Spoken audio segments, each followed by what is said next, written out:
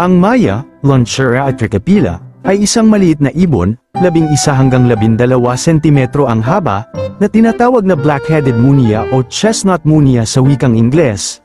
Matatagpuan ang ibong ito sa Pilipinas at sa ibang bansa katulad ng Bangladesh, Brunei, Cambodia, China, India, Indonesia, Laos, Malaysia, Burma, Nepal, Singapore, Taiwan, Thailand, Vietnam, at Hawaii. Kilala rin ito sa tawag na mayang pula upang makilala ang kaibahan na ito sa kayumangging maya o tree sparrow. Tinawag na mayang pula ang Lonchura atricapilla dahil sa pula ang balahibo na ito sa likurang ibab ng katawan na makikita lamang kapag ito ay lumilipad.